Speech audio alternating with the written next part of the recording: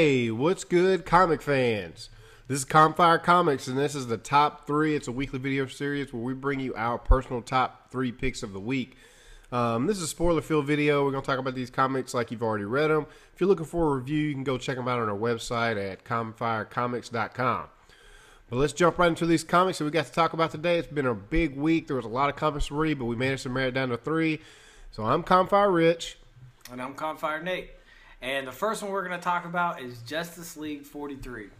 Rich, what did you think about this one? This is a good one. This is probably my favorite one that I've read so far of Justice League, which has only been about, four comics for me. No, I didn't catch up for this one, no, but this one was really good. You know, everything's starting to make sense now. I think is what the big deal is. Like, I'm starting to understand who these characters are and how they're related and what their goals and stuff are.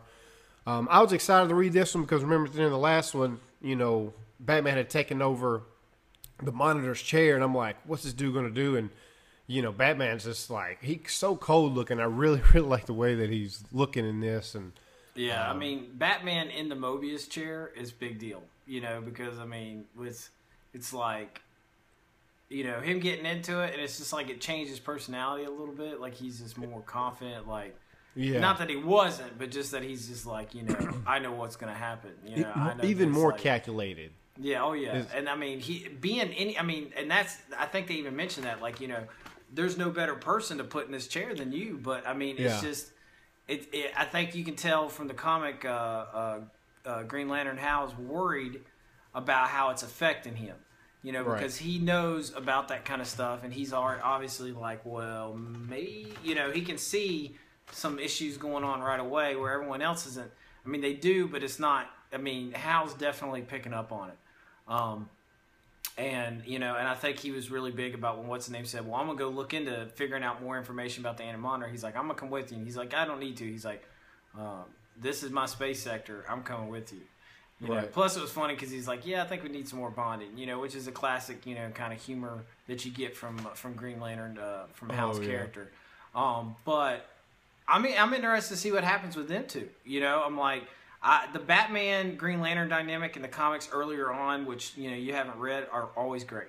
You know, because it's just like I didn't know that. Yeah, Batman's just so like, you know, and you know, I know what's going to happen. You know, very, you know, calculating and doesn't have a whole lot of humor to him. And then, you know, Hal likes playing off of that. You know, because Hal's, you know, he's serious when he needs to be, but he's also got a lot of humor there. So, they're just a good match to put together. And in this case, it's going to be, you know, even better because now you have, you know, Batman knowing so much information, and Hal's really just worried about his friend and wants to make sure he's okay. So I'm really interested to see how that goes. Next issue is going to be exciting. Plus, I mean, this issue, I mean, then another part I thought that was really exciting, I was glad to see more of, was the whole Superman Lex Luthor action going on. You know, to team up.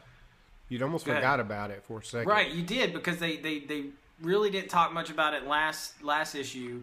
It was just kind of like a little bit, and you know, you see that, you know, Superman's kind of losing his powers because there's no sun, and he's getting more and more, you know, he's bleeding and stuff like that. And one of the most key things, which I thought was very interesting, when he's like, you know, I'm becoming human. And Lex Luthor's like, you'll never be human. Yeah. You know, and it was almost like Luthor saying, you're never going to be like us. You know what I'm saying? Right. Like, which has always been a big issue for Lex in the comics, is always like, he feels like he has to protect Earth from Superman. You know, that Superman is a problem. So I think that's interesting. You know, you can never trust Lex Luthor as a good guy. You really never can. Right.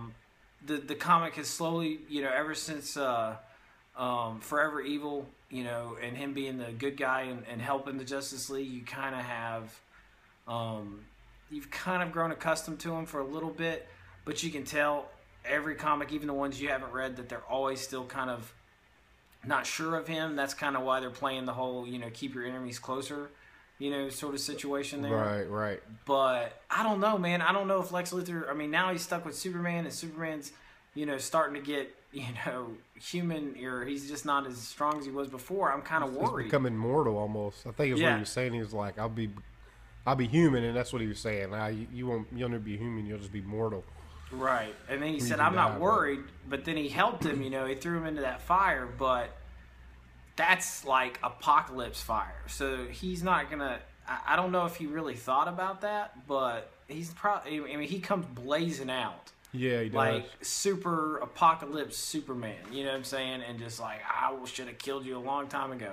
And I'm like, now that's gotten even more interesting. Yeah, like, he comes out like, I was like, oh man, Superman, he's about to go hard real quick. Like, I'm really anxious now to read the next one. So that's good that they it's really picking up big. Now, do you think that the Monitor tricked Batman? Because I didn't think so at first until right there towards the end of his little segment, he made a comment. They had shackled him, and he said that you talk about that's Orion.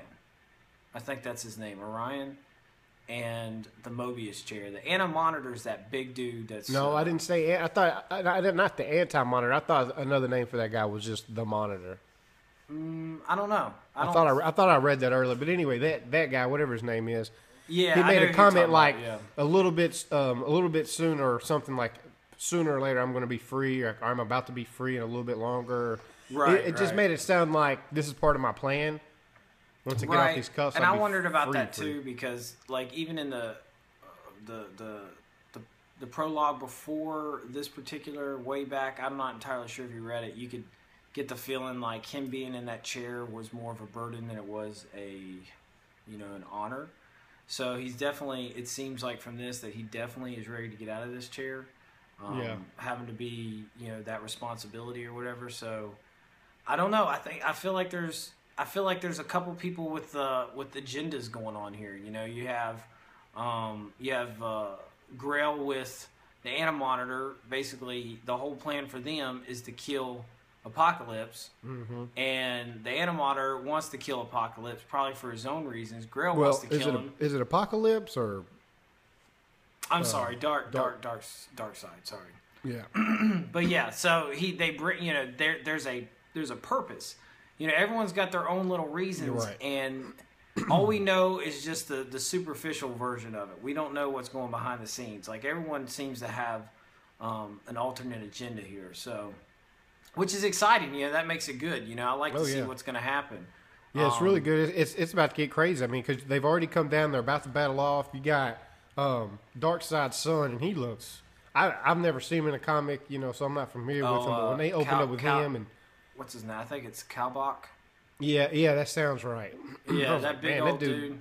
Yeah, he was talking smack, like he just, you could tell he's uncontrollable, and he's down on earth. Now you got the Justice League, all three of them's about to fight. But the interesting thing is about the Justice League is they about to fight, but they don't have Hal Jordan, they don't have Batman, and they don't have Superman.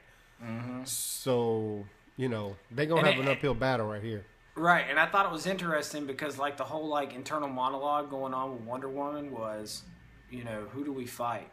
Because you have, two people who are bad going to fight right there. It's like, who do you jump? I mean, which side do you take, And it's like, at that point, it kind of seemed like it's like you just go in there and fight, like I that. know. That was the thing. It's like she's like, I'm not sure who to fight, but we're gonna fight, basically. Yep.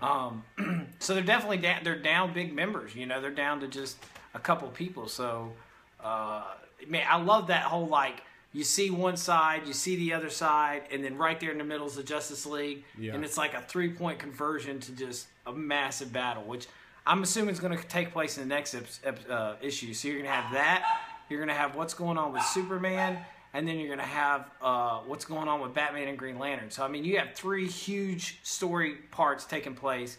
And, I mean, it's getting crazy. Yeah. And I like that Mr. Miracle has now met up with them and kind of let them know what's going on. Because he knows a lot about Apocalypse. He escaped Apocalypse. He knows a lot about Darkseid. So he is a very key role, a key person in helping the Justice League. He's kind of a side character, but he has a big part to play here. And I like Mr. Miracle. I think he's got a lot of there's a lot of story to him that makes it really interesting. So it's gonna be big, man. Next issue is gonna be real big. So definitely read this issue. But the next one we're gonna talk about is right here in the background. Manifest Destiny number 16. Okay, and if you see that, that's the most priceless thing of Manifest Destiny I own. But either way, Manifest Destiny number 16. What did you think about that, Rich? This one was good too.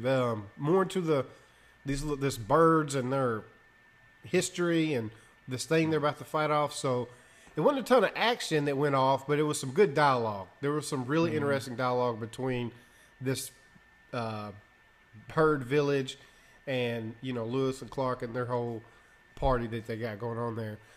Well, it's the first time they've come across a species that has like capabilities to like have a history, to understand their history. It's like, hey, this was this, and how did we knew we got here this time, and then we did this, so he was for Lewis, who's the big science guy.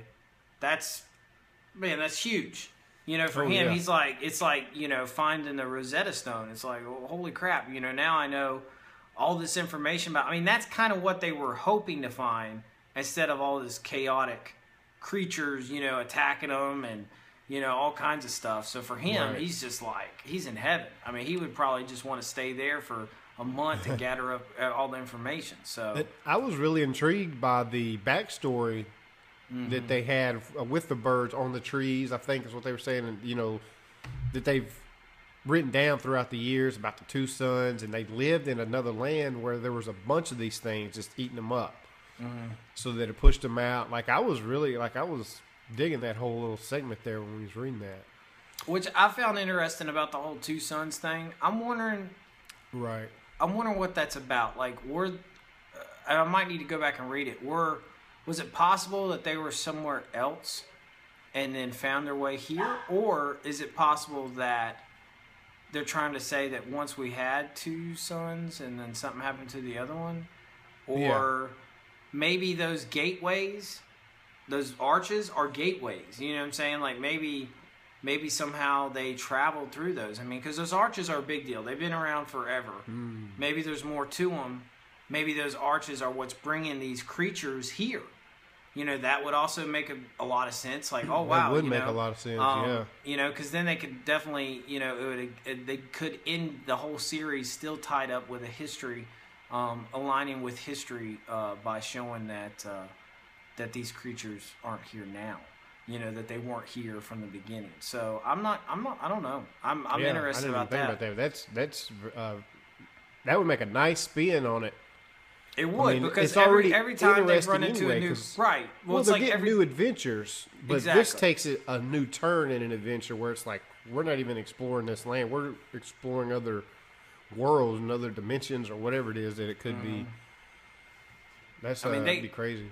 They could go anywhere with that. Plus, I mean, you can tell every single place they go, they run into one of these arches. And every time they run into one of these arches, they seem to run into some new creature. So it kind of would make sense, that these arches are somehow bringing these creatures from other places, planets, dimensions, whatever.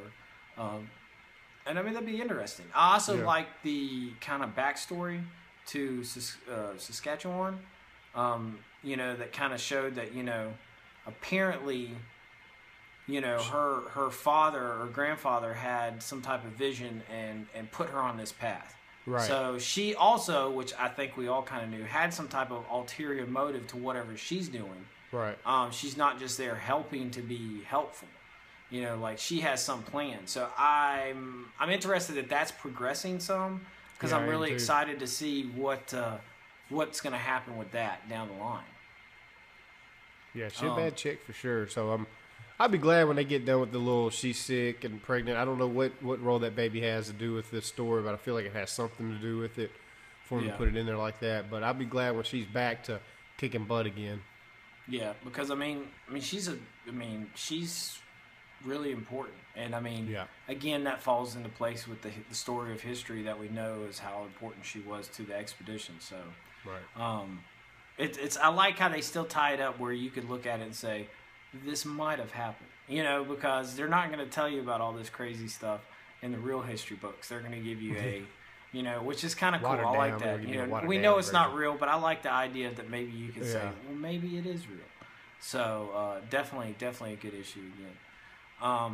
And I did one more thing. I did like how they kind of volunteered to go after this creature. What is it? The Venomir? Vanometer, yeah, Vanometer. Yeah, or whatever something. that is.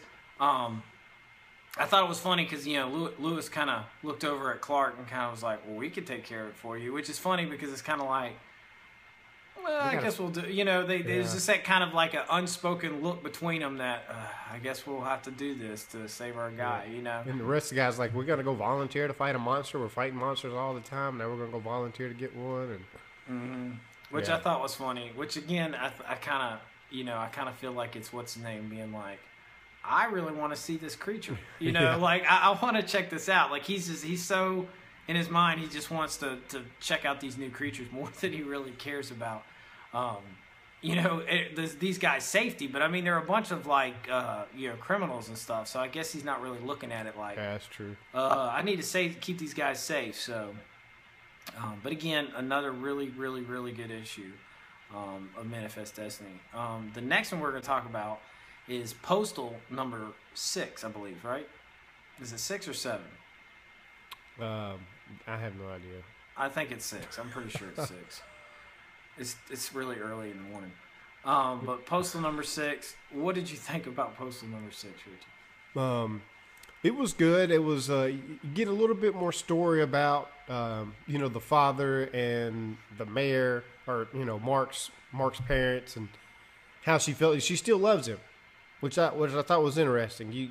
You know, she's trying to change as a person. She still thinks about him, and now that he's kind of resurfaced, I think some of these old memories are coming back to her and everything. I thought that scene, how he cut that dude's head off, it gives you an idea on how bad this dude is. Because you kind of already heard stories up to this point, but this is, I think, the first time you really saw him in action, which is still a flashback, but he was like, you know, let him see you. He touched you. He wanted you. You know, it's my will versus his, and my will's more dominant and all this, and then it's just like, take his head off. Yeah, it kind of shows this like whole other side of, you know, even though technically his character did have no part to play in the whole situation that took place, it was interesting how her immediate reaction was, you know, he had something to do with this, you know, because she knows him and she's scared of him, and I think that fear is kind of what attracts her to him. You know, there's a little bit of like the attracting to the scary object sort of thing going on, and she definitely has feelings for him in a strange way. And I thought it was interesting that the whole thing turns out to be that her new husband, the sheriff guy, basically just did it to try to say, hey, look, I can be clever too. You know, Right. you know, I can be, which I thought was kind of silly, but I still liked how it showed us other characters besides Mark. Like, it gave us a little insight into the town. It gave us insight into her. It gave us insight into the sheriff. And didn't focus so much on Mark. You know, Mark played a role in it. You know, he did write the clue, and he did explain the clue, which I thought was really cool.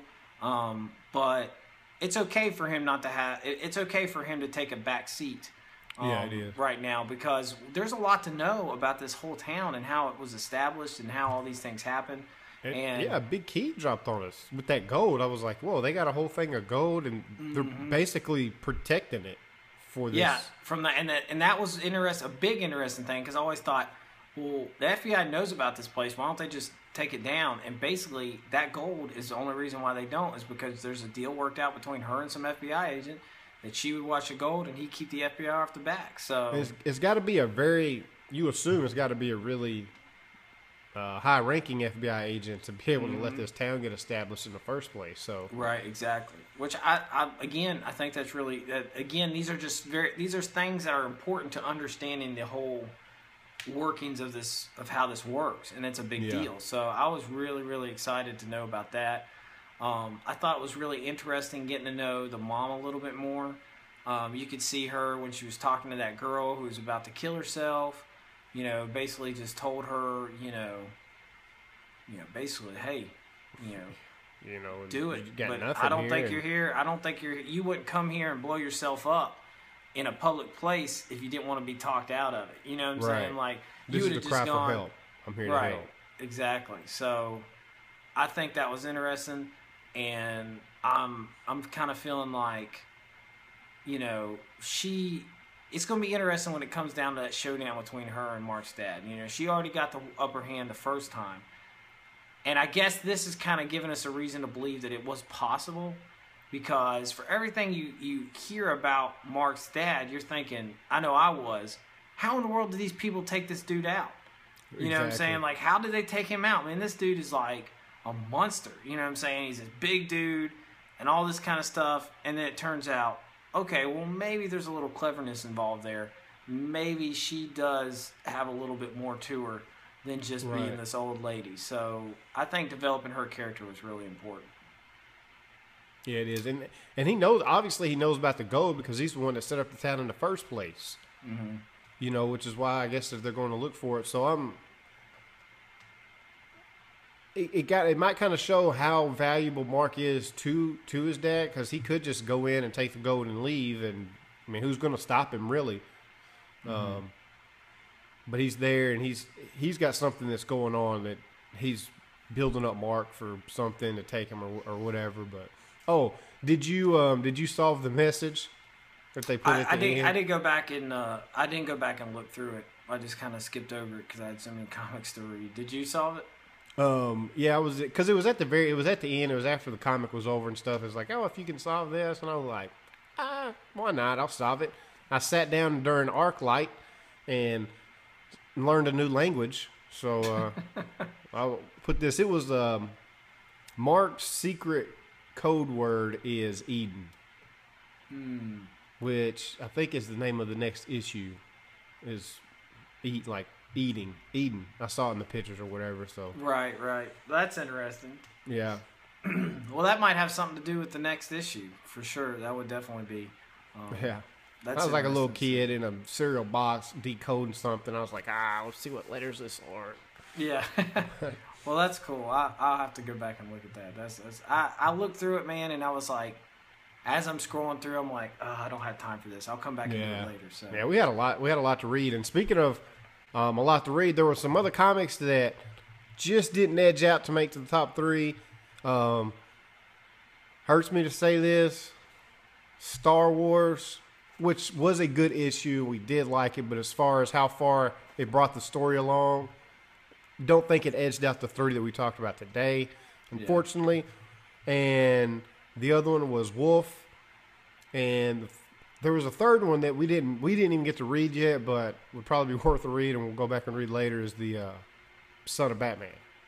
Yeah, all 3 of them. I mean, you got Star Wars number 8, Son of Batman number 3, and Wolf number 2. They should be read.